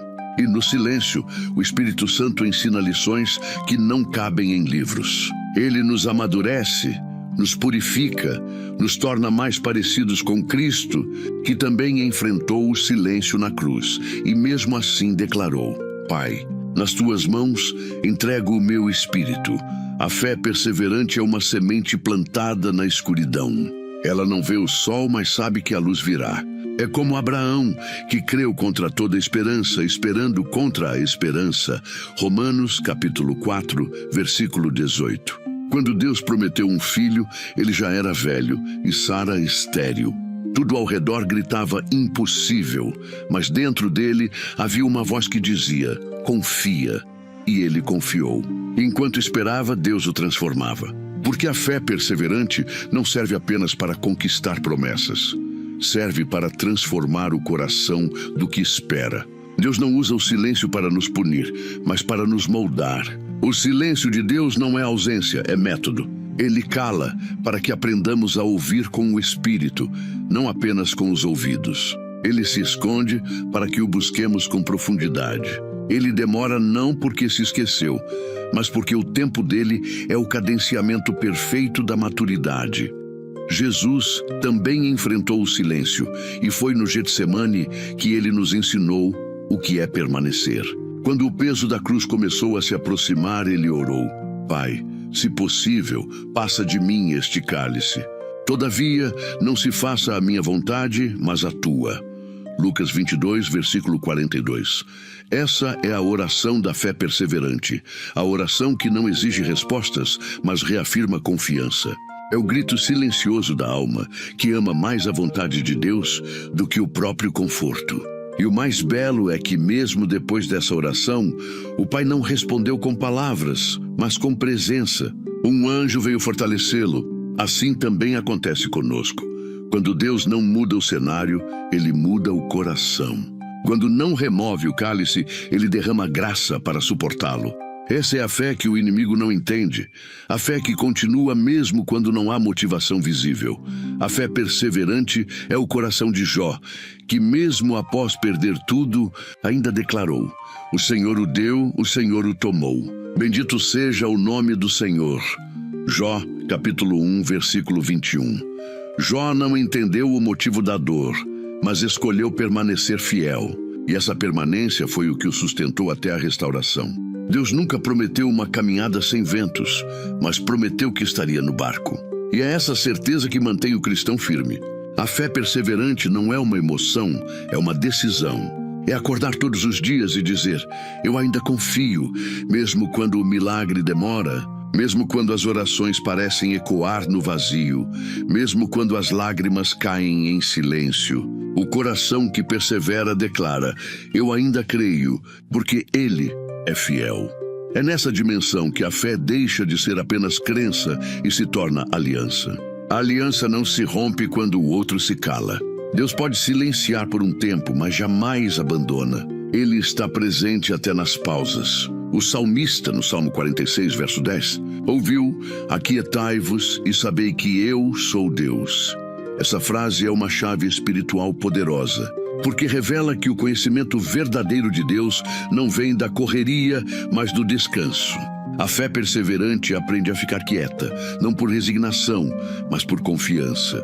Ficar quieto diante do silêncio é dizer: eu sei que tu estás aqui, mesmo que não fale. É nessa serenidade que a alma amadurece e o espírito encontra espaço para agir. Há pessoas que confundem fé com força, mas a fé perseverante não é força, é rendição. Ela não diz: eu consigo, mas sim: Deus é fiel. É o tipo de fé que se manifesta quando o corpo desaba, mas o espírito se recusa a desistir. Quando tudo parece perdido, mas ainda há uma chama pequena que insiste em arder. É o que o profeta Abacuque expressou quando disse: ainda que a figueira não floresça, nem haja fruto na videira, ainda que o produto da oliveira minta e os campos não produzam mantimento, ainda que as ovelhas sejam arrebatadas do aprisco e nos currais não haja gado, todavia eu me alegrarei no Senhor e exultarei no Deus da minha salvação. Abacuque capítulo 3, versículos 17 e 18. Essa é a fé perseverante, a fé que não depende de circunstâncias, mas de convicções eternas. Quando o cristão aprende a permanecer, o inimigo perde o poder de confundi-lo, porque o maior ataque do diabo é o da desistência. Ele sabe que não pode roubar a salvação, mas tenta roubar a perseverança. Ele quer que o cansaço vença antes do milagre chegar. Mas a alma que descobriu a terceira chave espiritual não se entrega à fadiga. Ela se ancora na promessa. Ela entende que Deus não falha e que o tempo da espera é, na verdade, o tempo da construção. Enquanto o exterior parece parado, o interior está sendo preparado. Cada segundo de silêncio é um tijolo na fortaleza da fé. E quando a hora da resposta chega, o coração já está maduro para recebê-la sem orgulho, sem desespero, apenas com gratidão. A fé perseverante não é apenas o poder de continuar, é o poder de permanecer com propósito. Ela entende que a espera também glorifica a Deus, porque esperar é declarar diante das trevas que a luz ainda virá. É afirmar que o silêncio não é abandono, é preparo. E que mesmo que o cenário não mude, o Deus da promessa é o mesmo. Por isso, o cristão que persevera vive em paz, mesmo em meio ao caos. Ele aprendeu que o segredo não está em ver Deus agir, mas em saber que Ele está presente. E essa consciência é o verdadeiro descanso da alma. Se o silêncio tem sido o seu companheiro espiritual, saiba, isso não é castigo, é chamada. Deus está te ensinando a ouvir com o Espírito. Está te treinando para andar pela fé e não por vista. Está te amadurecendo para bênçãos que ainda não estão prontas, ou que você ainda não está pronto para receber. Não desista no meio do silêncio, porque é no meio do silêncio que o ouro é purificado. E quando a voz de Deus voltar a falar, ela encontrará em você um coração mais forte, mais maduro e mais parecido com o dele. Se esta palavra está falando profundamente com o seu coração, escreva agora nos comentários: mesmo no silêncio, eu confio em ti, Senhor. Essa frase será a sua declaração de fé perseverante, o selo espiritual da terceira chave. Diga como quem entrega o medo e recebe descanso, porque aquele que permanece na fé nunca será confundido. E quando o silêncio terminar, você entenderá que ele nunca foi ausência. Foi o modo mais profundo de Deus te ensinar a amar sem ver, a confiar sem tocar e a permanecer sem entender. 8. A parábola das 10 virgens. A sabedoria espiritual de permanecer vigilante e preparado para a voz do esposo. Em Mateus capítulo 25, Jesus nos conta uma das parábolas mais misteriosas e reveladoras do Evangelho, a parábola das 10 virgens. Ela fala sobre espera, sobre vigilância e sobre preparação espiritual. Então o reino dos céus será semelhante a 10 virgens que, tomando as suas lâmpadas, saíram ao encontro do esposo. 5 delas eram prudentes e 5 loucas. Mateus 25, versículos 1 e 2. As prudentes levaram azeite consigo, além das lâmpadas. As insensatas não. O esposo tardou e todas adormeceram. Mas à meia-noite ouviu-se um clamor. Aí vem o esposo, saí-lhe ao encontro. E enquanto as loucas corriam para buscar azeite, as prudentes entraram com o esposo para as bodas e a porta foi fechada. Essa parábola é um retrato espiritual do tempo da espera, o tempo em que o céu parece demorar, mas o coração do justo permanece preparado. O azeite que Jesus menciona simboliza a presença do Espírito Santo, a unção interior que mantém a chama da fé acesa. As lâmpadas representam a nossa vida exterior, as ações, os ministérios, as palavras, os gestos. Mas a lâmpada sem azeite é aparência sem essência. E é isso que Jesus quis ensinar. Há pessoas que têm a forma, mas não têm a substância. Têm luz por fora, mas estão vazias por dentro. Enquanto a fé superficial vive de momentos, a fé perseverante vive de comunhão. A diferença entre as prudentes e as loucas não foi a lâmpada, foi a reserva. As prudentes tinham algo guardado, algo interno, algo que o tempo não podia roubar. Esse azeite de reserva é o símbolo da intimidade com Deus, da oração secreta, da devoção silenciosa que ninguém vê, mas que sustenta tudo o que é visível. O texto diz que o esposo tardou. E esse é o ponto onde a fé perseverante é testada. É fácil manter a lâmpada acesa no início, quando a emoção é forte e a chama é nova. Mas o tempo revela quem tem profundidade espiritual. Porque o tempo esgota o entusiasmo, o cansaço apaga o brilho, e é aí que o azeite interior faz diferença. As prudentes tinham aprendido a arte de permanecer. Elas sabiam que o noivo viria, ainda que demorasse. E essa certeza as manteve preparadas. As insensatas, por outro lado, viveram do imediatismo, da fé momentânea, da emoção que precisa de sinais para continuar. Quando a espera se prolongou, elas se esvaziaram. Essa é a diferença entre quem tem relacionamento e quem tem apenas religião. O relacionamento alimenta o coração na ausência. A religião se apaga no silêncio. A meia-noite é o símbolo do tempo mais escuro, o momento em que a luz natural desaparece e apenas o fogo interior permanece. Quando tudo parece incerto, quando as respostas não vêm, quando as circunstâncias desafiam a fé, é a meia-noite espiritual. E foi justamente nesse momento que o clamor ecoou: aí vem o esposo. Essa é a cena da volta do Senhor, mas também é uma metáfora para os momentos em que Deus se manifesta depois de longas esperas. O que estava escondido vem à luz. O que parecia demorar acontece de repente. Então quem tem azeite permanece firme. Quem não tem, se desespera.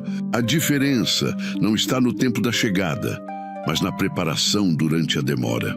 Porque a fé perseverante não se cansa de esperar.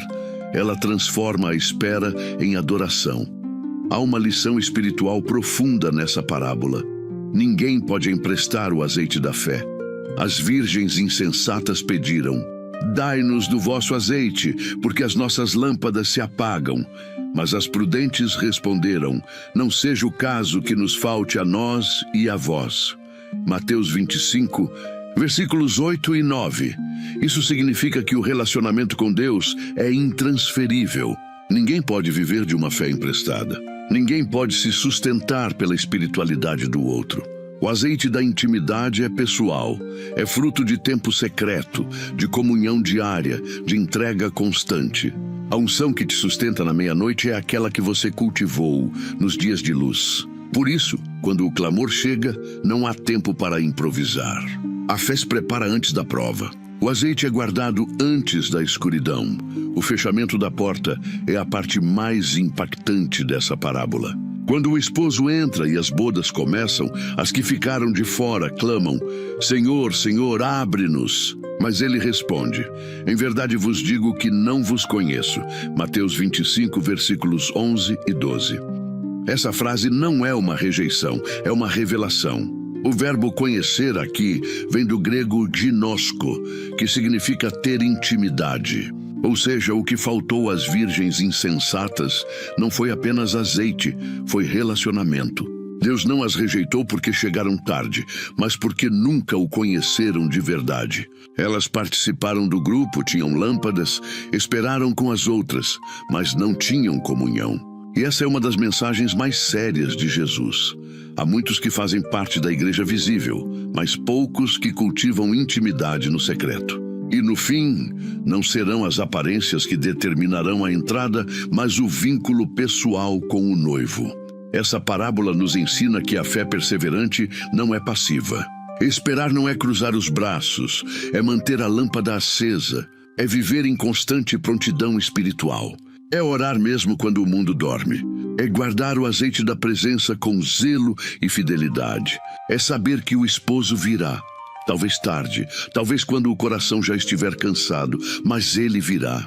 E quando ele vier, não haverá tempo para correr atrás daquilo que negligenciamos. Por isso Jesus termina dizendo: vigiai, pois, porque não sabeis o dia nem a hora. Mateus 25, versículo 13. A vigilância não é medo, é amor desperto. Quem ama, espera. Quem ama, se prepara. Quem ama, mantém o fogo aceso mesmo na escuridão. A parábola das 10 virgens é, na verdade, uma história de amor. Um amor que exige vigilância, fidelidade e constância. Um amor que não se apaga diante da demora. Essa é a terceira chave espiritual em ação. A fé perseverante que não apenas espera, mas espera com esperança. Ela entende que cada segundo da espera é parte do plano divino e que o tempo de Deus nunca é atraso, é exatidão. Quando a porta se fecha para os despreparados, ela se abre para os que permaneceram firmes. E o noivo, ao olhar para os olhos das prudentes, Reconhece nelas o reflexo da fidelidade, o mesmo brilho que ele deixou nelas quando partiu. Talvez você esteja vivendo o tempo da meia-noite, o tempo em que Deus parece demorar. Talvez as suas forças estejam se esgotando e você sinta que o azeite está acabando. Mas o Espírito Santo te diz hoje, não deixes que a chama se apague. Ainda há azeite, ainda há presença, ainda há tempo. Renove sua comunhão, reacenda sua lâmpada, alimente o fogo interior, porque o noivo está mais perto do que você imagina.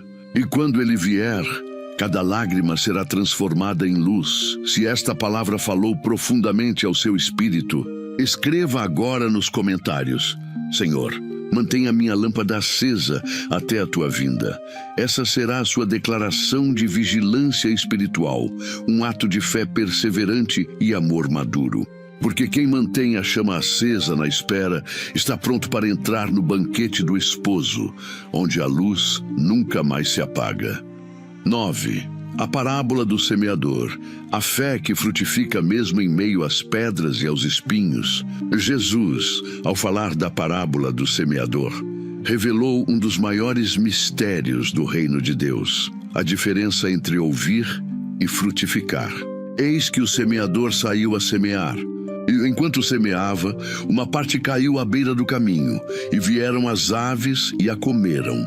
Outra parte caiu em pedregais, onde não havia muita terra, e logo nasceu porque não tinha profundidade de terra. Mas saindo o sol, queimou-se, e porque não tinha raiz, secou-se. E outra caiu entre espinhos, e os espinhos cresceram e a sufocaram. E outra caiu em boa terra e deu fruto, 1 a 100, outro a 60 e outro a 30 por 1. Mateus capítulo 13, versículos 3 a 8. Essa parábola é um espelho espiritual. Ela não fala apenas sobre o mundo, mas sobre o coração. Cada solo representa uma condição interior, um tipo de resposta à voz de Deus. E a grande revelação é que o semeador é o mesmo, a semente é a mesma, o céu é o mesmo. O que muda é o coração que recebe. O mesmo sol que amadurece o trigo também endurece o barro. A diferença está no que há dentro. A palavra de Deus é sempre poderosa, mas o seu fruto depende da disposição da alma. O reino não é imposto, ele é cultivado. E é por isso que Jesus não disse que alguns recebem menos semente. Ele disse que alguns não permitem que ela penetre o suficiente. A beira do caminho representa o coração distraído. Aquele que ouve, mas não guarda, é o solo da pressa, onde a semente não tem tempo de se firmar, porque os passos do mundo a esmagam. São pessoas que escutam a palavra com entusiasmo, mas logo a esquecem, pois vivem na superfície da fé.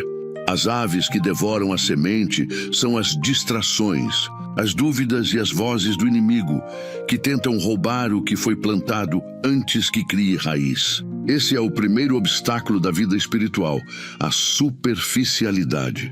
Deus fala, mas o coração apressado não escuta com profundidade. O reino não floresce em quem vive apenas de sensações. Ele floresce em quem faz da escuta um altar. O solo pedregoso representa o coração emocional, aquele que recebe com alegria, mas não tem raiz. É o tipo de fé que floresce rapidamente, mas não suporta o calor das provações. Enquanto tudo vai bem, ela brilha, mas quando o sol do sofrimento se levanta, ela seca. Quantas pessoas se aproximam de Deus buscando alívio, mas não transformação? Quantas se encantam com a presença, mas desanimam diante do silêncio? O coração pedregoso é aquele que quer sentir, mas não quer permanecer. E o sol, que representa as provas, não vem para destruir a semente, mas para provar sua autenticidade. É no calor do dia que a fé mostra se é apenas emoção ou se é raiz profunda. A fé que não suporta o sol nunca conhecerá o fruto. Os espinhos representam o coração dividido, aquele que até cresce, mas é sufocado pelas preocupações da vida, pela ilusão das riquezas e pela vaidade das conquistas. É o solo dos que amam a Deus, mas não o colocam em primeiro lugar. São pessoas que têm tempo para tudo, menos para o essencial, que desejam o reino, mas não querem abrir mão de si mesmas. Os espinhos não matam de uma vez. Eles sufocam aos poucos. Eles roubam o foco, desviam o olhar, enfraquecem o fervor. É assim que o inimigo trabalha. Não com ataques diretos, mas com distrações sutis. E quando o coração se torna cheio de preocupações, a semente perde o espaço que precisaria para crescer. A palavra ainda está lá, mas abafada, sem ar, sem luz. E o reino se torna estéril dentro de quem foi chamado a frutificar. Mas há também o quarto solo, o solo fértil. Ele representa o coração que ouve, entende e guarda. Não é um coração perfeito, mas é um coração disponível. É aquele que passa pelas estações da vida sem deixar de confiar. Ele chora, mas continua crendo. Ele cai, mas se levanta. Ele enfrenta o sol e os espinhos, mas não solta a semente. Esse é o solo que se deixa arar pelo Espírito Santo. O coração que se permite ser quebrado para que o novo possa nascer. Porque o segredo da frutificação não está em evitar as pedras, mas em deixá-las ser transformadas em testemunho. O solo fértil não é aquele que nunca sofreu. É aquele que transformou a dor em profundidade. E quando a palavra encontra esse tipo de solo, algo sobrenatural acontece. O fruto vem em abundância, 30, 60 e até 100 por um. E o mais impressionante é que o semeador não força o fruto, ele apenas planta. O crescimento vem de Deus. O coração que persevera se torna campo do Espírito. E com o tempo, as sementes se multiplicam. A fé gera esperança, a esperança gera amor, e o amor gera vida. Esse é o ciclo do reino. O que é plantado em lágrimas é colhido em júbilo. O que é enterrado como promessa ressuscita como testemunho. O que parecia pequeno se torna árvore onde outros podem descansar. Essa parábola é um convite à introspecção. Cada um de nós tem dentro de si os 4 tipos de solo. Há áreas férteis e áreas pedregosas. Há partes do coração que florescem e outras que ainda resistem. Mas Deus, o grande semeador, não desiste de nenhum terreno. Ele continua lançando a semente, acreditando que em algum momento o coração vai ceder. Ele não se cansa de plantar, porque sabe que uma única semente germinada pode mudar toda uma história.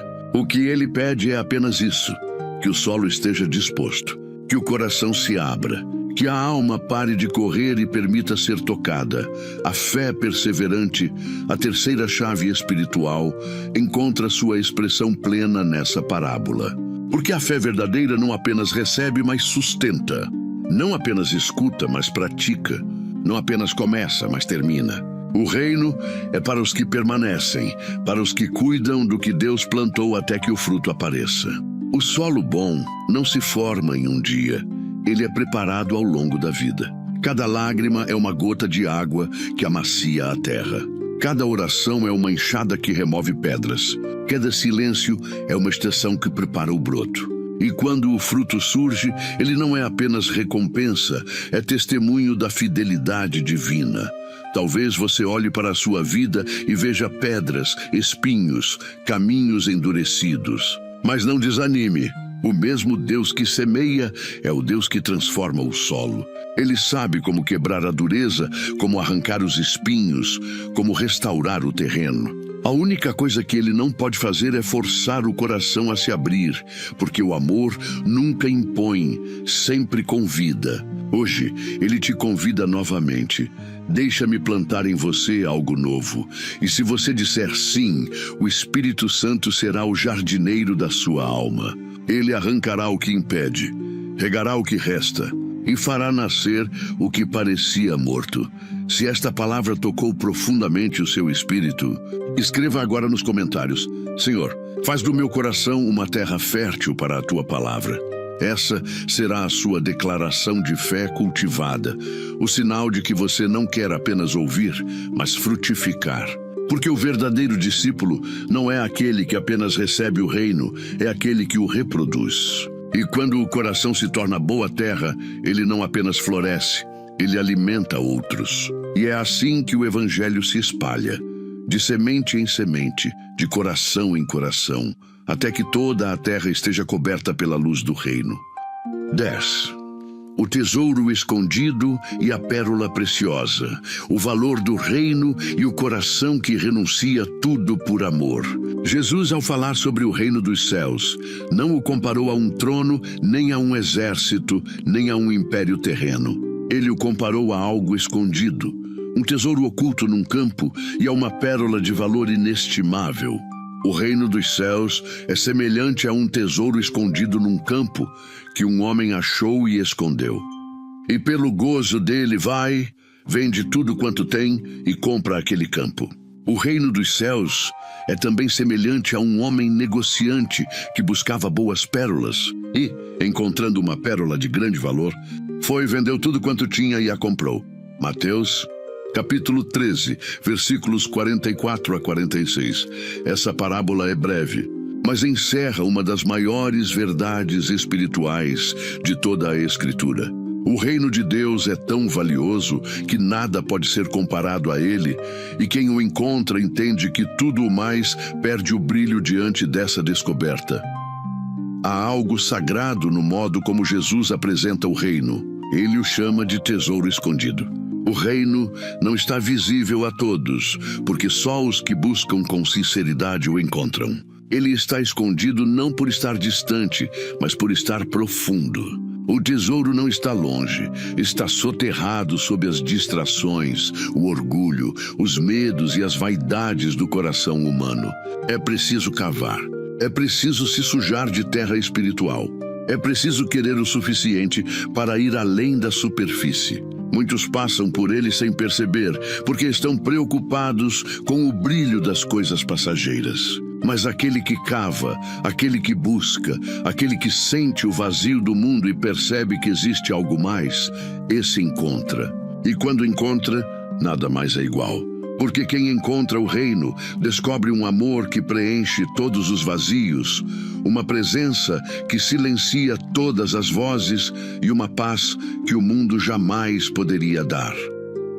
O homem da parábola vende tudo com alegria. Essa é a parte que mais choca e mais revela o segredo espiritual da fé madura. Ele não vende por obrigação, ele vende por amor. Ele não lamenta o que deixa, ele se alegra no que encontrou. E é isso que diferencia o religioso do discípulo. O religioso obedece por medo de perder. O discípulo renuncia por alegria de ter encontrado. O reino não exige sacrifício sem propósito, mas transformação com sentido. Jesus não está pedindo que abramos mão de tudo porque quer nos empobrecer. Ele está nos convidando a trocar o efêmero pelo eterno, o terreno pelo divino, o limitado pelo infinito. Quando você entende o valor do tesouro, o preço não te assusta. Porque quem descobre o reino entende que nada do que se perde se compara ao que se ganha. A pérola preciosa representa o mesmo princípio sob outra luz. O negociante não tropeça na pérola, ele a procura. Ela é o resultado de uma busca, de um anseio, de uma jornada. A pérola nasce da ferida de uma ostra, e isso também é simbólico. O reino nasce da dor que foi curada pela graça. A fé verdadeira não nasce em corações intactos, mas em corações que foram feridos e restaurados. Assim como a ostra transforma o grão de areia que a machuca em uma pérola de beleza, Deus transforma as feridas que recebemos em testemunhos de glória. As lágrimas que você derramou, as lutas que enfrentou, as perdas que suportou, tudo isso é matéria-prima para o reino dentro de você. O que hoje parece ferida, amanhã será pérola. O que hoje é dor, amanhã será revelação. É por isso que o negociante vende tudo, porque entende que aquela pérola não tem preço. O reino é o dom de Deus que brota da ferida transformada em graça. Há uma beleza divina em perceber que, em ambas as parábolas, a descoberta é seguida de uma decisão radical. Nenhum dos dois homens hesita. Eles não perdem tempo, não fazem cálculos, não comparam com outras oportunidades. Eles agem. Porque quando o Espírito Santo revela o valor do reino, a alma não precisa de explicações. Ela reconhece. A fé autêntica é esse movimento interior, a coragem de deixar o velho para abraçar o novo, de soltar o que prende para segurar o que liberta. O homem que encontra o tesouro e o negociante que compra a pérola não são insensatos, são lúcidos. Eles perceberam o que muitos ignoram, que o verdadeiro tesouro da vida não está nas posses, mas na presença. Não está em acumular, mas em se entregar. Não está em ter muito, mas em estar cheio de Deus. O reino, portanto, é o tesouro que transforma o coração em campo santo. Ele muda a escala de valores, redefine o que é sucesso, ensina o que é riqueza. Quem encontra o reino não precisa mais provar nada ao mundo, porque já encontrou o que dá sentido a tudo. E é por isso que Jesus disse: buscai primeiro o reino de Deus e a sua justiça, e todas essas coisas vos serão acrescentadas. Mateus, capítulo 6, versículo 33. Quando o reino vem em primeiro lugar, o resto se alinha. O coração encontra ordem, a mente encontra paz e a vida encontra propósito. O reino é a chave que fecha as portas da ilusão e abre os portais da eternidade. É o tesouro que nunca se perde, mesmo quando tudo mais se desfaz. Talvez você ainda esteja procurando o sentido da sua vida, algo que te complete de verdade. Talvez já tenha buscado em conquistas, em relacionamentos, em reconhecimento, mas o vazio permanece. Essa parábola é a resposta de Deus para a tua busca. O que você procura não está no mundo, está em Deus. O reino é o tesouro que estava te esperando.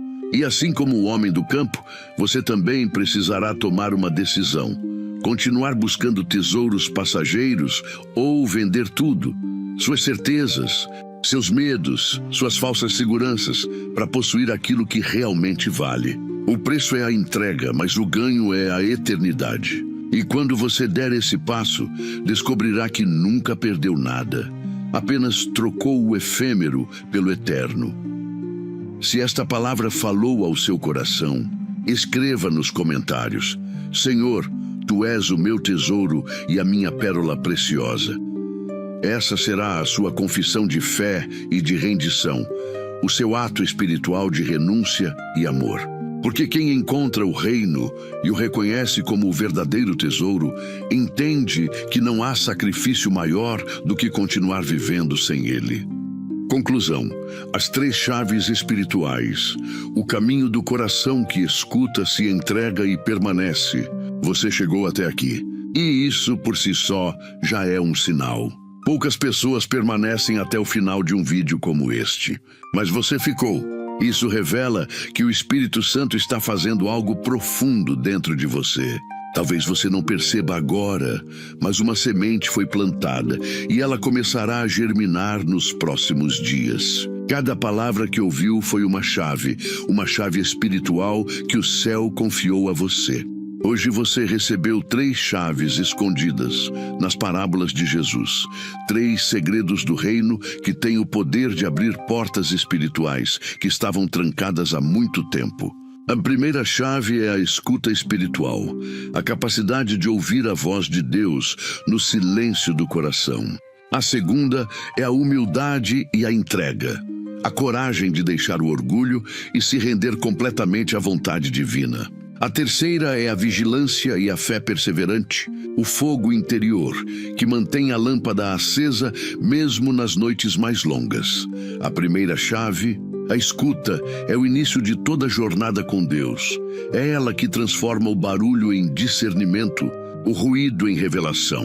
Quem aprende a ouvir o Espírito Santo começa a enxergar o mundo de forma diferente. O coração se torna sensível, o olhar se torna espiritual e até as provações ganham um novo sentido. Jesus falava em parábolas não para esconder, mas para revelar apenas aos que realmente desejavam entender. A escuta espiritual é essa porta de acesso. O reino se revela a quem ouve com o coração e não apenas com os ouvidos.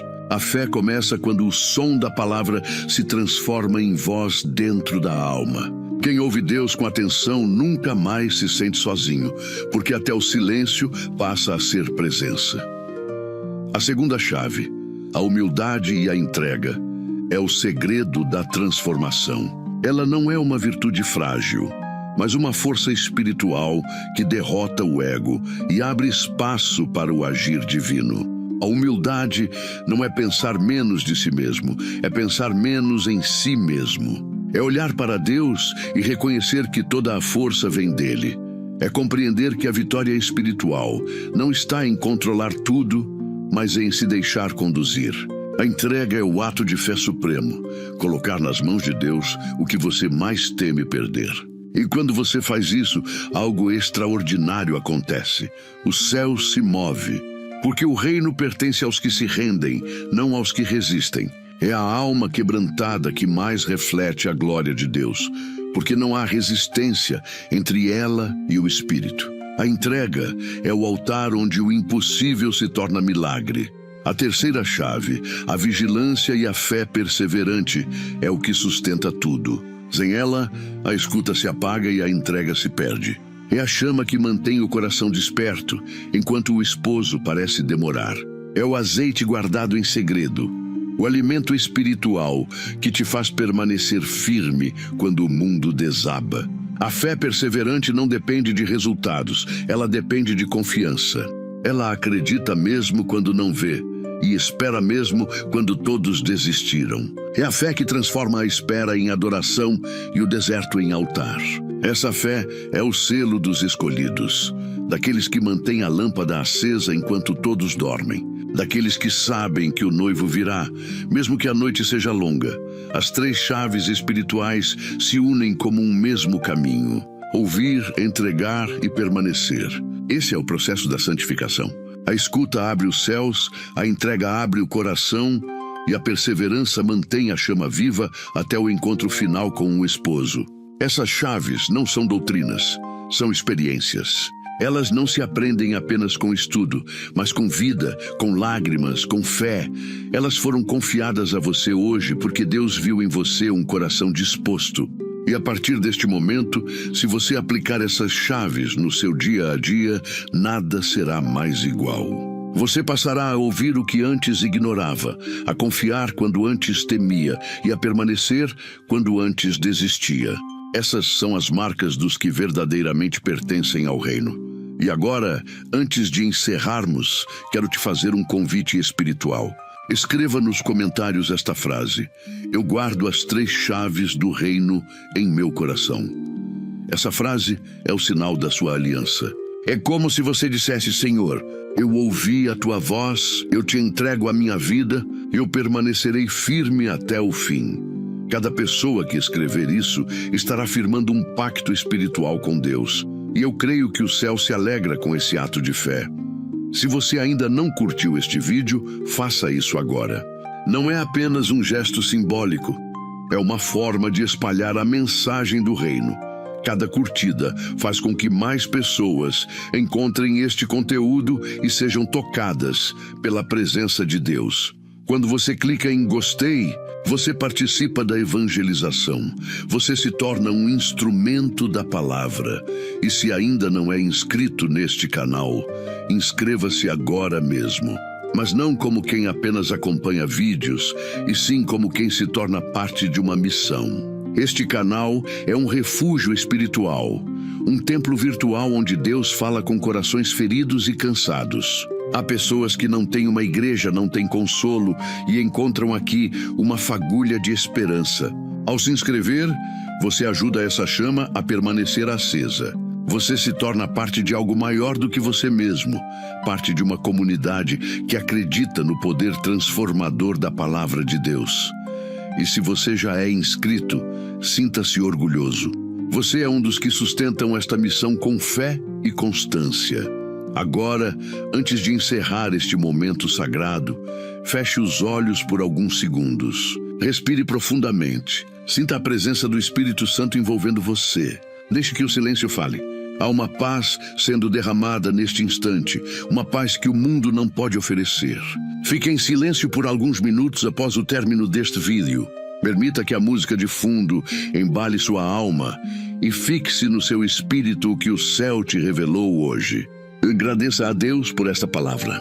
Louve ao Senhor pelo dom da vida, pela fé, pela esperança e por ter conduzido você até aqui.